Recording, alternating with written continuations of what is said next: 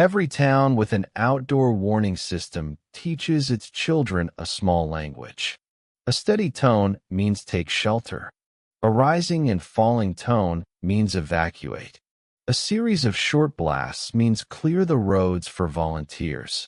In Briar Glen, we learned those three sounds before we learned long division. The sirens were tested on the first Wednesday of every month. Teachers paused their lessons, children covered their ears, and for 60 seconds the whole valley listened to machines prove they were ready to save us. Nobody taught us the fourth tone. I first heard it 6 weeks after I became Briar Glen's emergency management coordinator. By then, I had already found the unlabeled button, the missing neighborhood, and the row of 73 empty chairs that appeared in every shelter plan. I still believe those things had practical explanations. The fourth tone was what taught me they shared a name. I grew up in Briar Glen and spent most of my 20s trying not to return. The town sat in a river valley enclosed by wooded hills. It had a brick courthouse, a paper mill, 3 churches, and a main street that appeared on postcards whenever fog settled correctly around the water tower. My father repaired municipal vehicles. My mother worked at the elementary school. I knew which intersections flooded, which hills lost power first, and which diner would feed road crews without asking for payment during a storm. That local knowledge mattered when the county advertised the coordinator position. The job involved severe weather planning, grant paperwork, volunteer training, and the maintenance of 12 outdoor sirens. I had worked 5 years for a regional ambulance service and wanted regular hours. The previous coordinator, Ruth Halden, had held the office for 38 years. Ruth was 72, narrow as a fence post, and unimpressed by every emergency that had occurred after 1985. She conducted my 2-week handover from a basement office beneath the courthouse. Modern computers lined one wall. An older metal console occupied the desk beside them. The console had 4 round buttons. The first was white and labeled steady. The second was yellow and labeled evacuate. The third was blue and labeled fire call. The fourth was black. It had no label and sat beneath a clear plastic cover secured by a wire seal. Legacy control? I asked. Ruth closed the cover after I lifted it. Dead circuit. Then why keep it? The other 3 share its relay bank.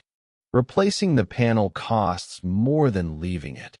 I added the console to a list of equipment eligible for a federal modernization grant. Ruth removed it from the list.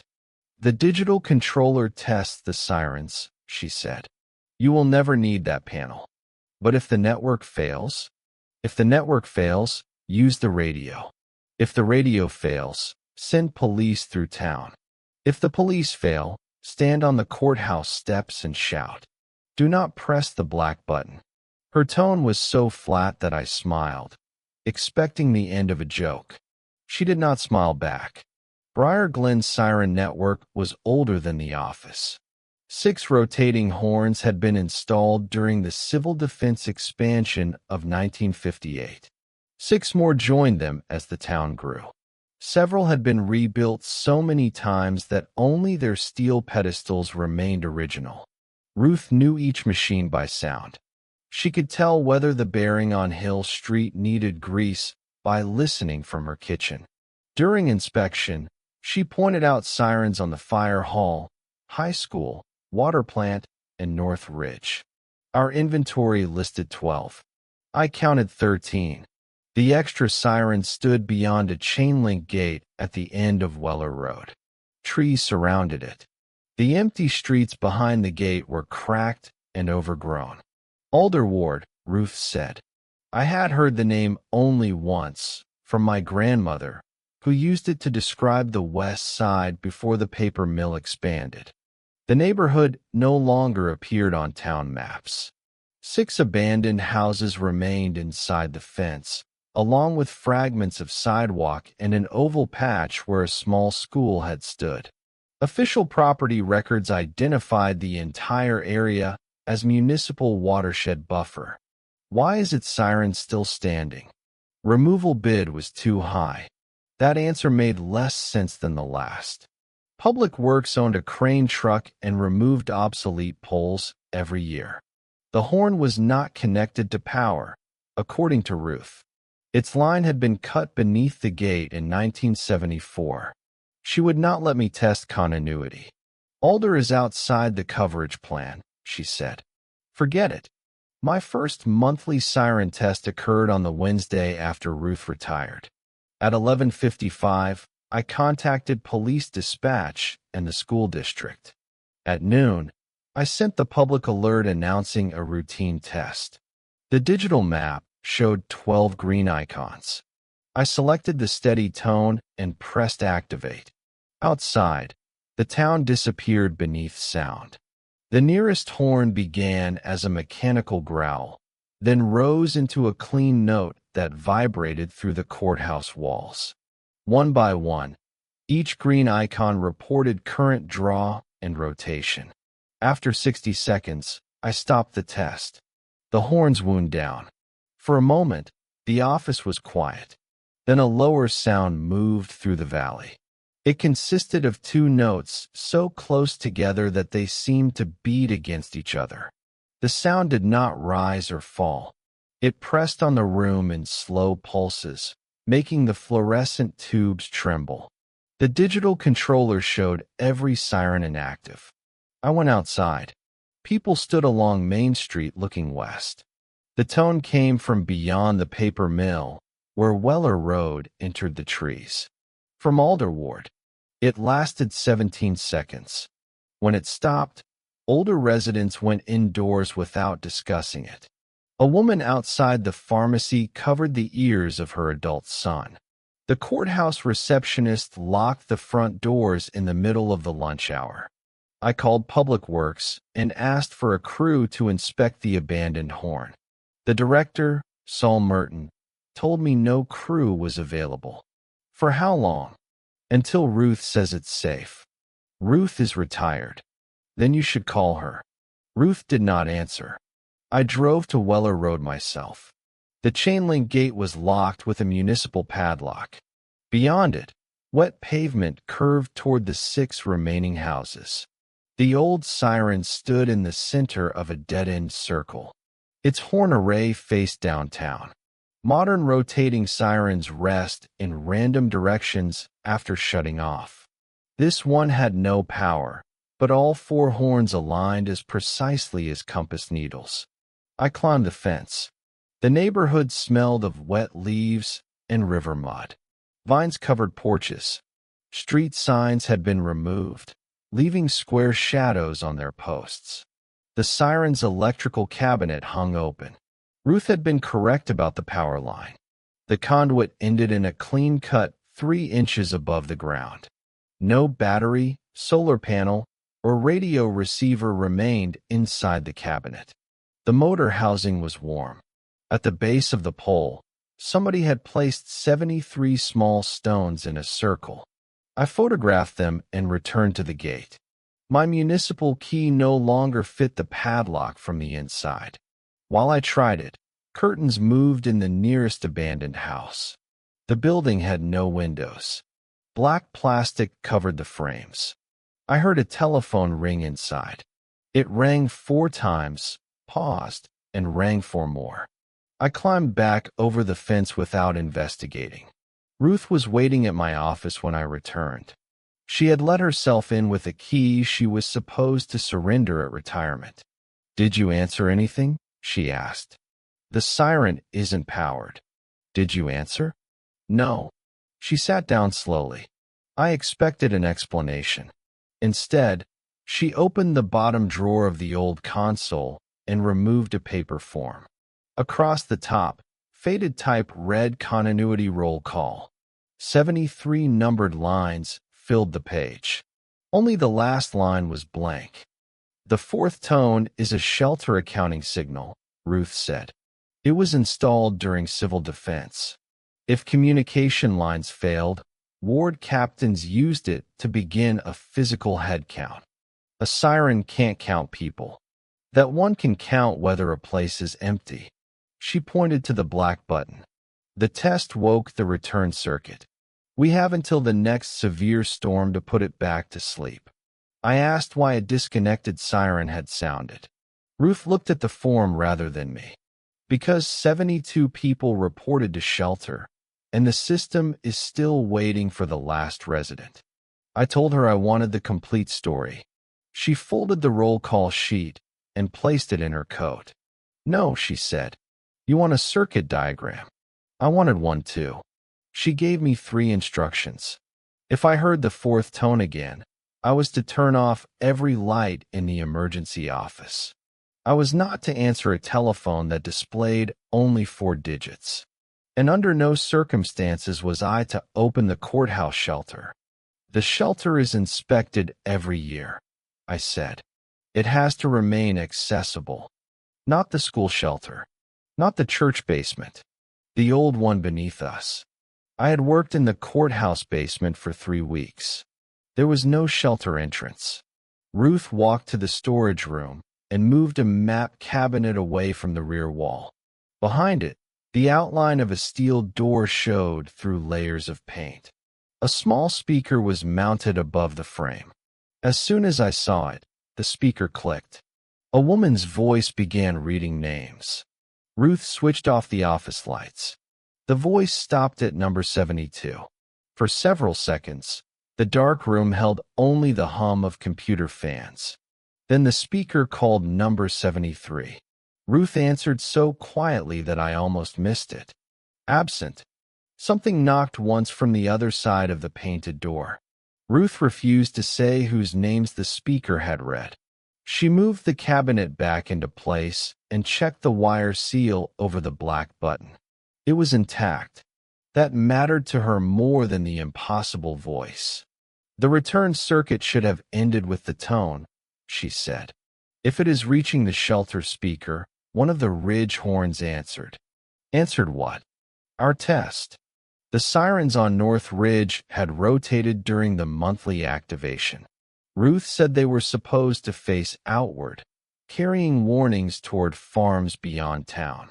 When the 4th tone woke, they turned inward. I checked the digital maintenance logs. All 3 ridge motors had drawn current for 17 seconds after the test, although the controllers showed no command. Their position sensors ended at the same bearing. Each horn was aimed at the courthouse.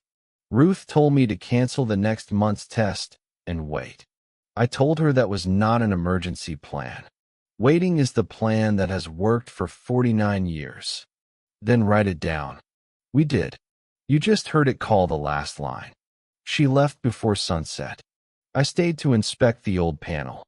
The black button appeared to be a standard momentary switch. 2 wires descended from it into the console, joined a cloth-wrapped bundle, and ended at an empty terminal block. I verified the ends were disconnected. A meter placed across them showed no voltage. When the courthouse clock reached 4, the meter needle moved. It did not jump as electrical meters do when a circuit closes. It swept slowly from 0 to 73 volts, paused, and returned. The black button warmed beneath its cover. I called Saul Merton from Public Works and asked him to bring the oldest utility plans he could find. He arrived after dark with 3 rolled drawings and the expression of a man who had hoped retirement would claim Ruth before her secrets became his. The 1958 Siren plan showed 4 underground control loops. Districts 1 through 3 connected to active horns. District 4 followed Weller Road and ended at the quarry shelter. A handwritten revision from 1970 marked the loop abandoned. The cut line at Alder Ward should have isolated everything west of the paper mill. Should have, I asked. Saul unrolled a second drawing. Every time Public Works repaired water mains near Weller Road, crews found a copper cable that was not on current utility maps. They cut it, capped it, and documented the location. The next repair found the same cable farther east, connected again. The town eventually stopped cutting it. Saul took me to a junction vault under the courthouse parking lot. 12 numbered Siren conductors entered from the north and east. A 13th came through the concrete floor. It was wet and coated in gray quarry dust. "This vault is uphill from the river," I said. "It floods when Alder sounds." He loosened the 13th terminal with an insulated wrench. Before the wire came free, a low-paired vibration traveled through the metal cabinet. The sound was too quiet to hear with our ears, but both of us felt it in our teeth. From somewhere under the parking lot, a telephone began ringing. Saul tightened the terminal again. He admitted that town employees over 50 had each inherited one piece of the protocol. Public Works protected the Alder line. The school stored the chairs. Police closed Weller Road. The courthouse receptionist locked exterior doors. No single document described the whole response. Ruth designed it that way so a new council could not cancel the practice as superstition. Why didn't she tell me during handover? Because if the fourth tone stayed quiet, you could do this job 30 years without needing to know. It didn't stay quiet. Saul looked at the 13th wire. No, it heard a new person at the button. We returned to the office and found a fresh line on the continuity form. A carbon copy remained in the drawer after Ruth took the original. Line 73 was no longer blank. My name had appeared there in pale typewriter ink. Beside it was the word pending. I spent that night searching town records. Alder Ward existed on maps through 1969. It contained 41 houses, a grocery, an elementary school, and a union hall serving workers from the paper mill and rail yard. The 1960 census listed 218 residents. In 1970, the ward vanished from maps and its land became a buffer parcel. Newspapers described a voluntary relocation after groundwater contamination. Mill owners purchased homes. Families accepted settlements. Buildings were demolished over the following decade. No article explained why 6 houses remained or why every resident apparently left during the same week. The courthouse archive had no relocation contracts. Property deeds jumped directly from individual owners to the municipality. On each transfer, the signature line contained the same typed phrase, "Occupant unavailable." I found a town emergency plan dated September 1969. A map divided Briar Glen into 4 shelter districts. Alder Ward was District 4. Its evacuation route led not to the courthouse, but to a reinforced quarry storehouse west of Weller Road. The shelter capacity was 73. 73 appeared again in a school fire report, a civil defense supply order, and an invoice for folding chairs delivered to the high school gym every October. The current shelter plan still reserved 1 row of 73 seats without explaining why. I called the school facilities director. "Ruth's row," he said. "What is Ruth's row? If we open the gym after dark, those chairs stay empty." "For whom?" He hung up. The next morning, a woman named Marnie Hess came to my office. She was 86 and walked with an oxygen bottle. Without introducing herself, she placed a stone from Alder Ward on my desk. "You made them turn their lights on," she said. Marnie had heard the 4th tone from her apartment. She wanted to know whether I had counted the houses. "There are 6, I said. "There were 41. The others were demolished." "That isn't what I asked." I told her I had not counted any lights. Marnie looked relieved. Then the telephone rang. Its display showed 0073. She pulled the cord from the wall before I could answer. The phone continued ringing without power.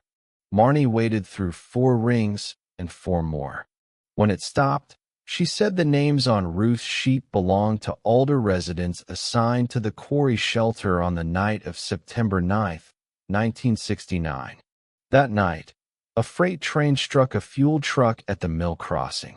2 tank cars ruptured. One carried an industrial bleaching agent that formed a toxic cloud when mixed with water. Wind drove the cloud west across Alder Ward. The emergency sirens sounded the evacuation tone. Wardens moved residents toward the quarry storehouse. 73 people signed the shelter register. Only one came out. The newspaper says the ward relocated the following spring, I said. Marnie rubbed the smooth stone with her thumb. The newspaper says many things for people who own paper mills. Her father had been a volunteer firefighter. He responded to the derailment and reached the quarry after midnight. A secondary explosion collapsed the access tunnel. Rescuers heard survivors through an emergency telephone for 6 hours. The mill superintendent stopped excavation when air testing showed the hillside saturated with gas. At dawn, the shelter telephone went quiet. The company capped the entrance with concrete. Families outside the ward were told the shelter had been evacuated through a rear exit. Alder residents without close relatives became signatures on relocation documents. Those with family were paid, threatened, or persuaded that public knowledge would bankrupt the mill and destroy the town. 72 people do not disappear without somebody talking, I said. We talked. Nobody printed it. One person from the register had survived before the tunnel collapsed. A 6-year-old girl left the shelter line to retrieve her brother's dog. Firefighters found her unconscious beside the road. Her mother and brother remained inside. The girl's name had been removed from every copy of the register. Marnie would not tell me who she was. After Marnie left, I drove to the County Historical Archive. It occupied a former bank where old recordings were stored in the vault. The archivist found one reel from September 1969 labeled Municipal Radio Traffic. The catalog said it contained 90 minutes. The tape ran for nearly 8 hours. The first section matched the public account. Fire units responded to the mill crossing. Police closed roads. A warden ordered District 4 to the quarry shelter. At 11:18 p.m., the recording changed. Every radio channel carried the paired fourth tone. Beneath it, a dispatcher called shelter districts in order. 1, 2, and 3 confirmed sealed. District 4 did not answer. A firefighter reported that the quarry entrance had collapsed. He requested the Siren network be disabled so crews could use the electrical release on the shelter door. The civil defense director refused. Downtown ventilation dampers shared the same relay. Cutting power might expose 300 sheltered residents to the chemical cloud. The director ordered crews to wait for portable breathing equipment from the state. On the recording, the firefighter said there were children behind the door. The director answered that there were children in every shelter. For 6 hours, District 4 tried to report. The emergency phone carried voices one at a time. Each resident gave a name. The dispatcher marked them present, but the mechanical system rejected every count because one registered occupant was outside. At 4:46 a.m., Lena Bell came to the telephone. Her voice was calm. She asked whether anyone had found Ruth. The dispatcher lied and said yes. Lena asked to speak to her daughter. When nobody answered, she understood. Then keep the door open, she said. Those were the final recorded words from the shelter. The fourth tone continued for another hour. Near the end, it was no longer produced by a steady oscillator. The paired notes rose and fell with the breathing of people on the other side of the line. When the tape reached dawn, the archive room telephone rang. The bank vault had no telephone service. A black desk set sat on a shelf between boxes, its cord wrapped around the base. The display was mechanical, but 4-number wheels turned inside it. 0, 0, 7, 3. I let it ring. The real player stopped by itself. Tape spilled across the table, wet with gray water. I took the audio reel and drove to the old quarry entrance.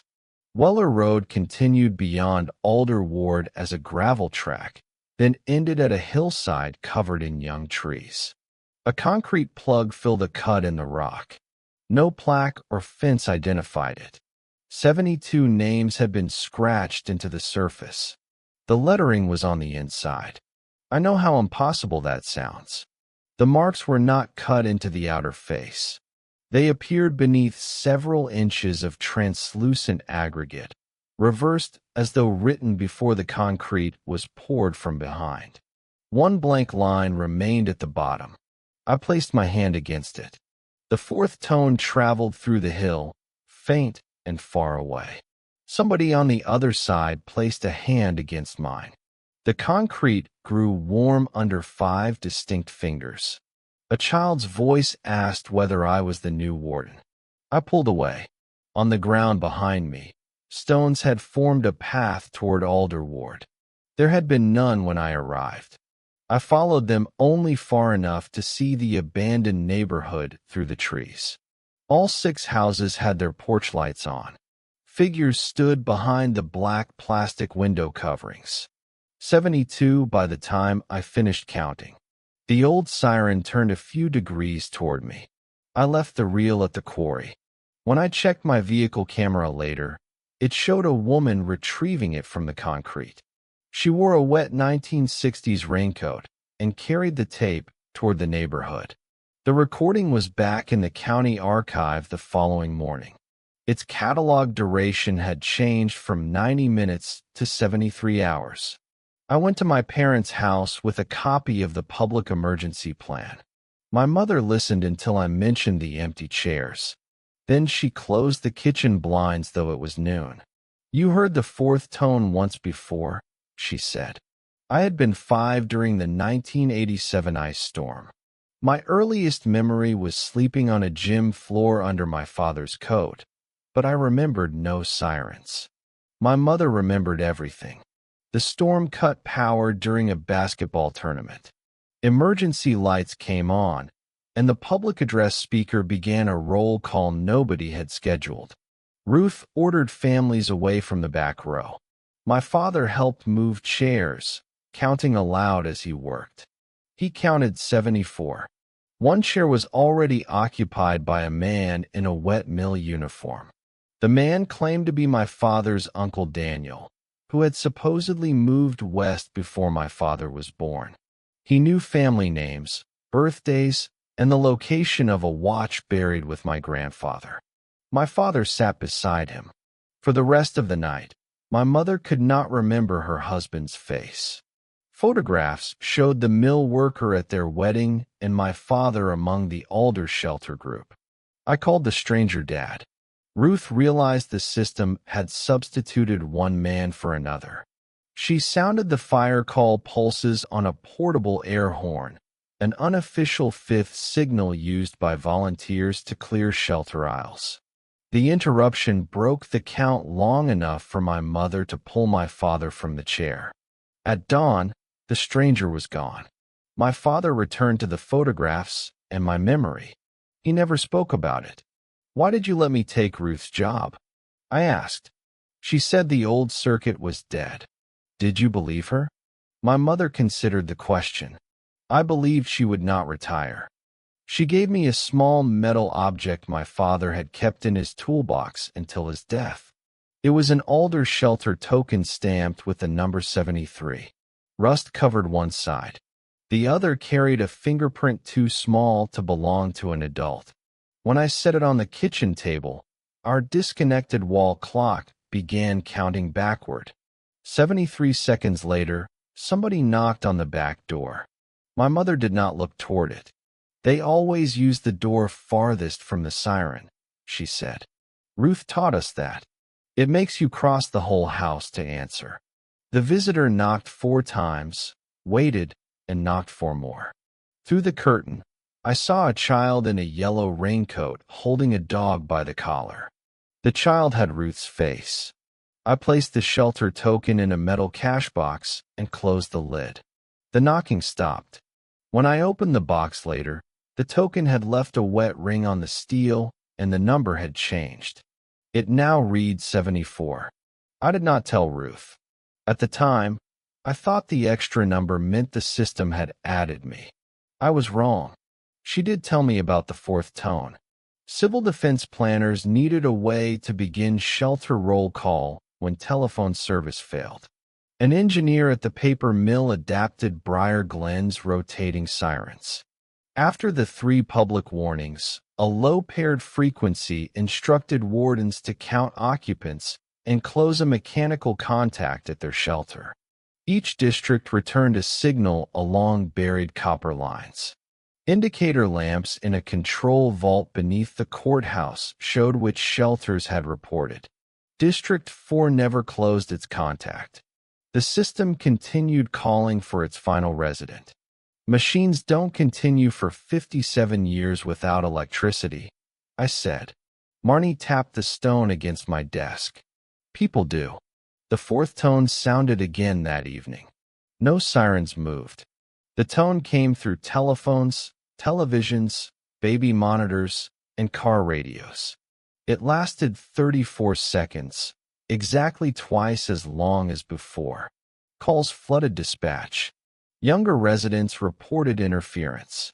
Older residents asked whether the school shelter was open.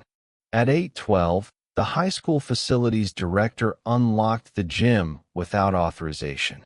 Volunteers arranged cots along one side and unfolded 73 chairs along the other.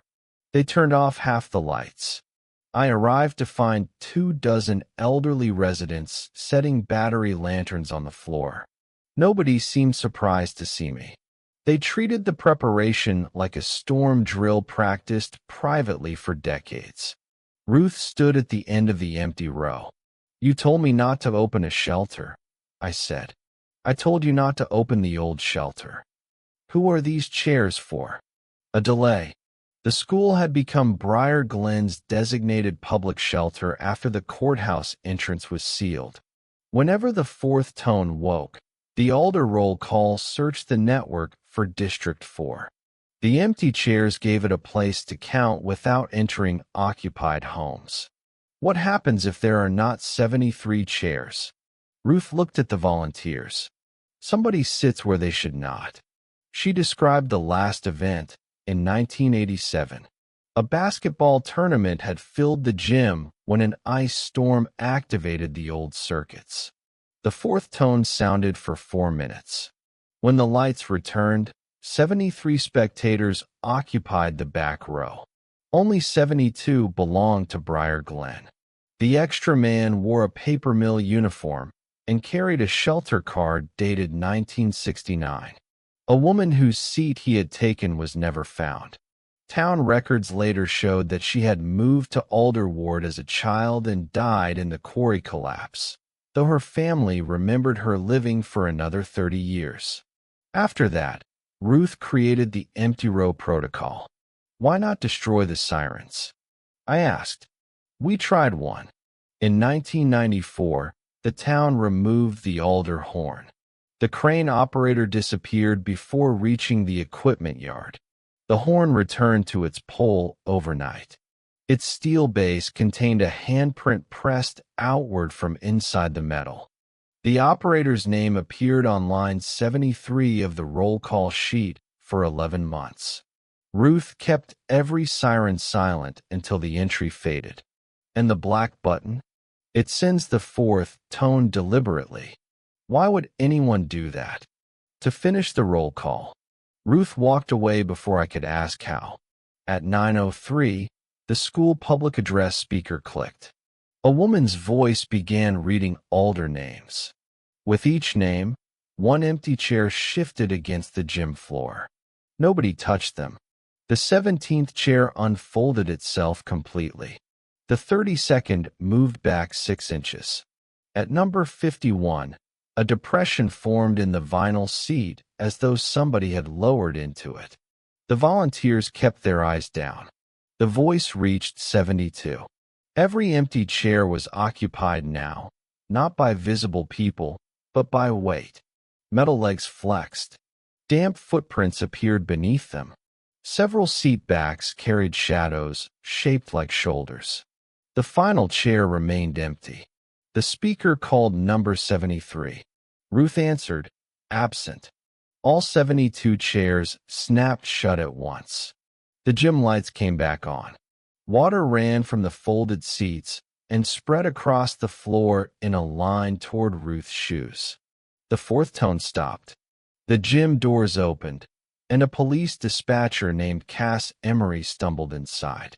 Cass was 26 and had moved to Briar Glen after college. She had no relatives in the valley and knew nothing about the Alder protocol. While the rest of dispatch ignored 4-digit calls, she answered one on an administrative line. A man identified himself as the District 4 warden. He asked Cass to confirm her address. She gave it before another dispatcher cut the call. By the time Cass reached the school, her driver's license showed an address on Alder's demolished Linden Street. Her phone displayed family photographs taken in front of a house behind the Weller Gate. She recognized nobody in them except herself. In the newest photograph, Cass stood beside the quarry shelter door wearing a paper mill raincoat. The date printed in the margin was September 9, 1969. Ruth checked the roll call sheet. Line 73 contained Cass's name. The final folded chair opened again. Cass began walking toward it. She did not appear hypnotized. She looked exhausted, like someone responding to an alarm after a long shift. When I blocked the row, she asked why I was preventing her from sitting with her family. You said you don't have family here. She stared at me without understanding. The invisible occupants turned their heads. I could see the movement only in the shadows across the gym floor. Ruth tore the roll call sheet at line 73. The paper resisted like cloth. When it finally separated, every light in the gym burst. Cass collapsed before reaching the chair. Her identification returned to normal within an hour. The photographs vanished. She remembered answering the call, but did not remember the walk to school. One thing did not change. A narrow white scar circled her right wrist. Inside it, blue numbers marked her as shelter occupant 73. Ruth covered the mark with a bandage and told Cass never to answer a 4-digit number again. It can assign the vacancy, I said. Temporarily, Ruth answered. It rejects anybody who was not registered before the seal. Then why take them? Because every wrong person teaches it more about the current town. The system was not blindly repeating a failed roll call. It was updating its routes, learning telephone networks, employee databases, shelter plans, and addresses. Each activation reached farther beyond Alder Ward. My digital test had not merely awakened it. I had connected it to every modern warning device in Briar Glen. Is that all? I asked. For tonight. Outside, every rooftop siren had rotated toward the school. Weather radar showed a severe storm forming west of the valley. It was moving too slowly to arrive before morning. Ruth looked at the red mass on my phone. It isn't waiting this time, she said. We spent the next 10 minutes trying to isolate the network. I disabled the digital controller. Saul opened the courthouse junction vault and removed the 12 active siren conductors. Police shut down radio dispatch repeaters. The school disconnected its public address amplifier. We placed the old console on a rubber mat and cut both wires beneath the black button. None of it mattered. The ridge sirens rotated without power. Every school speaker clicked in unison. The emergency alert software populated a message I did not type. District 4 return. Final occupant report. The message queued for every mobile phone in the county. I canceled it. It reappeared with a send time 4 minutes earlier. Ruth made me remove the alert server's network cable. The countdown continued. At the school, volunteers moved the empty row away from all exterior doors. They wrote current residents' names on wristbands so nobody could accept a shelter card from the procession. Police drove through town telling people to remain home, close curtains, and ignore voices outside. That instruction came too late for dozens of households. Dispatch received reports of relatives knocking on doors. Every visitor had died before 1970. They did not threaten or force entry. They stood in the rain holding civil defense cards and asked whether Ruth was home. At Ruth's house, 72 people waited along the sidewalk. Her porch camera showed her mother at the front. When lightning illuminated the street, all 72 turned toward the camera at once. The first lightning strike hit the North Ridge 10 minutes later. Power failed across Briar Glen. The school generator started, ran for 3 seconds, and stopped. Battery lanterns cast small circles across the gym. Beyond the high windows, lightning showed the rooftop siren turning though no electricity reached its motor. The fourth tone returned. This time, it did not come from one direction. Every horn in the valley produced the paired notes. The frequencies overlapped until the floor vibrated beneath us. The empty chairs unfolded. Water appeared under all 72. At the rear doors, somebody tried the handle from outside. The volunteers did not open it. Ruth ordered them to keep the 73rd chair vacant and prevent any living resident from entering the row. Then she pulled me into the equipment office. My retirement woke it, she said. For 38 years, Ruth had listed herself as the active continuity warden for District 4. Her employee status closed the final contact without completing the old roll call. The system accepted her as present as long as she remained on duty. When payroll removed her credentials, line 73 became absent again. My digital siren test sent the first network-wide query since her retirement. "You're the girl from the shelter," I said. "Ruth Bell, 6 years old." Holden was the surname of the firefighter who found her. He and his wife raised her after the mill declared her family relocated and warned them never to use the Alder name. Ruth had spent her career maintaining the lie because it also maintained the circuit. "You knew this would happen when you retired." I expected to be dead first. The honesty of that answer silenced me. Ruth had planned to remain coordinator until the system no longer recognized her as living. A minor stroke changed the plan. Her doctor ordered her to leave work. She attempted to transfer her warden credential to me during handover, but the fourth line rejected my name.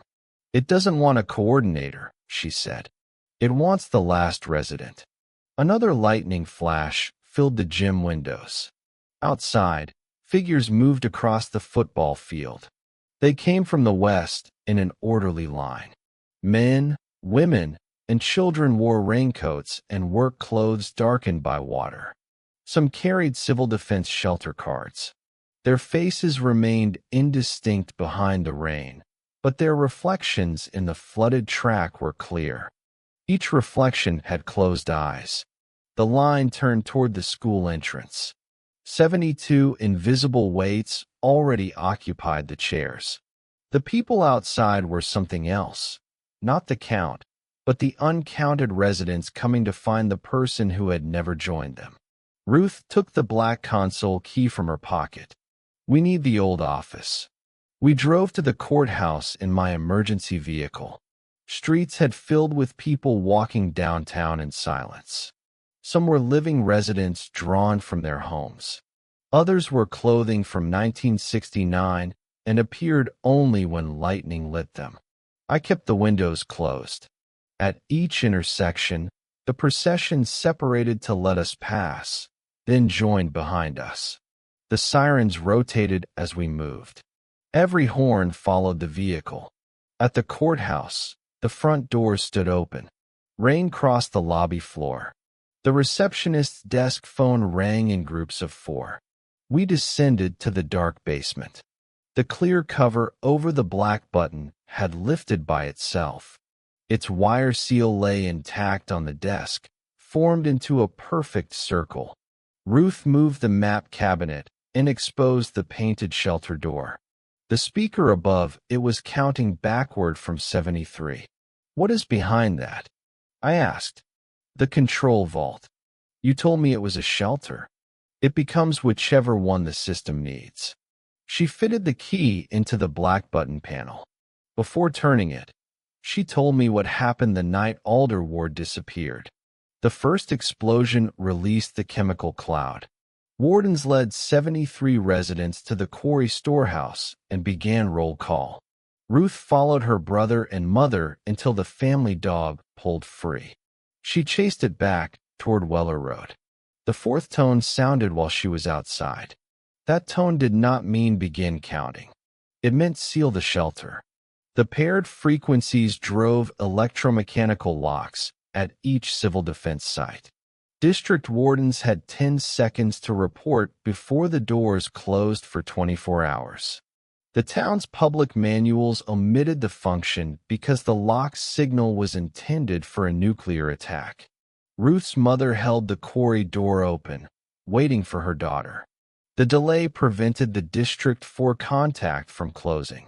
When the tunnel collapsed, the system continued cycling the lock. For 6 hours, trapped residents heard the 4th tone through the shelter speaker. Each cycle closed the damaged door harder. Rescuers on the other side could not release it while the signal continued. The mill superintendent refused to cut the siren lines because they also controlled ventilation at the downtown shelter. He chose the people he could save. "My mother did not leave a blank chair," Ruth said. "She left the door open." The backward count reached 4. The black button depressed under its own cover. The painted door unlocked. Cold air entered the office. Beyond the threshold was not a small control vault. A concrete tunnel descended beneath a row of bare bulbs. Water covered the floor. Thick cables ran along the walls toward an electromechanical machine, turning at the bottom. The map cabinet blocked the door from closing fully. Ruth pulled it away. "Keep the door open," she said. She stepped through. I caught her arm. "What happens at the bottom?" "I report." And then, she looked almost amused. "I have spent 57 years being absent. I don't know." The siren tone deepened. Water in the passage rippled toward us against the slope. We descended together. The control vault occupied a chamber larger than the courthouse footprint. A motor the size of a truck turned a brass contact wheel. 4 rows of relays clicked around it. 3 indicator lamps glowed white. The 4th glowed red. The machinery had no electrical feed. Several cables ended in cut copper. The motor continued at the exact rhythm of the sirens above. A metal desk faced the machine. On it sat a microphone and a binder swollen with water. The binder contained the original Alder register. 73 names were written in blue ink. The last belonged to Ruth Bell. Beside her name, somebody had added 1 word in pencil. Outside, the microphone switched on. A man's voice ordered District 4 to confirm seal and occupancy. Ruth recognized the civil defense director from 1969. He had died before I was born. She answered with her old name. "Ruth Bell, present." The 4th indicator remained red. The voice asked for location. Ruth looked at me. The honest answer was no longer Alder Ward. She had lived in 7 houses, raised a daughter, buried a husband, and worked under the courthouse for nearly 4 decades. The machine could not accept any of those places. It repeated the question. Water rose around our shoes. Through the cables, I heard the school gym speaker counting names again. The storm had drawn hundreds of residents toward public shelters. If the roll call failed, the empty row would not remain empty. Ruth took the microphone. District 4 Quarry Shelter. The control wheel slowed. The red lamp flickered, then brightened. Occupancy? The dead director asked. Ruth said 73. The machine rejected the number. A buzzer sounded, and the fourth tone began another cycle. It counted 72, I said. It never counted me. Then don't give it a number. Give it the names. Ruth opened the binder. We read the register together. She knew many without looking. Neighbors, school friends, mill workers, her teacher, her mother, Lena Bell, her brother, Thomas. With each name, one relay released, and a light inside the machine went dark. The water climbed to our knees. At name 68, someone knocked on the vault door above. At 69, the bare bulbs failed. At 70, voices filled the tunnel, all repeating their own names. At 71, the contact wheel stopped. At 72, the indicator changed from red to amber. Ruth reached her line. The pencil word outside had begun to blur in the damp. Ruth Bell, she said. Present. The fourth lamp turned white. Every siren in Briar Glen stopped at once. In the silence, the machinery asked one final question. Shelter sealed. Ruth looked up the tunnel toward the open door. No, she said. Door held for missing resident. The phrase traveled through the cable network. At the school gym, all 73 chairs unfolded. At the courthouse, the painted door opened until its hinges struck the wall. At Weller Road, the locked gate swung inward. Across town, every exterior door connected to an emergency shelter released. The fourth indicator went dark. The control vault began to drain. I thought we had completed the roll call. Then voices approached through the tunnel. 72 people descended toward us. They were no longer shadows. I could see paper mill patches, school coats, wet hair, and shelter cards softened by decades of water. They passed me without looking and gathered around Ruth. A woman about Ruth's age stood at the front, though the register photograph showed her at 34. Lena Bell held out her hand. Ruth did not take it immediately. Do I have to go? She asked. Her mother shook her head. Behind them, the dead director repeated the question through the microphone. Shelter sealed? Ruth looked at the open passage, then at me. Do not let them close the door again. She took her mother's hand. The 73 residents walked up the tunnel together. I followed.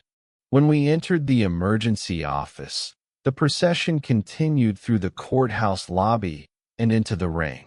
Living residents stood along Main Street, silent and dry-eyed. Some recognized relatives from photographs. Others simply made room. The older group walked west. At the Weller Road gate, the 6 remaining houses were lit. The demolished streets had returned beneath the trees.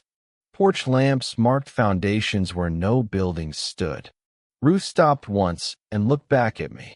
Then all 73 crossed into Alder Ward. The lights went out from east to west. By dawn, the neighborhood was empty again. Ruth's shoes stood beside the circle of stones. Her key to the black button was inside one of them, sealed beneath the smooth surface. The storm caused no tornado, flood, or major wind damage. Officially, Briar Glen experienced a communications failure and conducted an unnecessary shelter activation. No newspaper reported the procession. This time, however, people talked. The town council released the sealed 1969 records. A memorial outside the courthouse now contains 73 names, including Ruth's. The paper company issued an apology written by lawyers. State investigators confirmed a filled quarry entrance on municipal land, but declined to excavate because of chemical contamination and unstable rock. We removed the old console from my office. The black button had melted through its metal housing. Beneath it, technicians found a mechanical counter. It displayed 73. The town replaced all 12 active sirens with a modern network. Public Works left the alder horn standing because no crew would bid on its removal. Monthly tests now use only the steady tone. We announce them by phone, radio, and text. I listened to every second from the courthouse steps. For 8 months, there were no extra tones. Last Wednesday, the test ended normally. The new horns wound down. People returned to lunch. Then every phone in the emergency office rang 4 times. The displays showed 0074. I did not answer. When I inspected Alder Ward, the old siren was cold and unpowered. Its horns faced away from town for the first time I had ever seen. There were 74 stones around its base. The newest stone was still warm. This has been the Ashen Frequency. If you would like more original late-night transmissions, you can subscribe and return for the next account. Until then, learn the warnings your town admits to, and be careful of the ones its oldest residents understand without asking.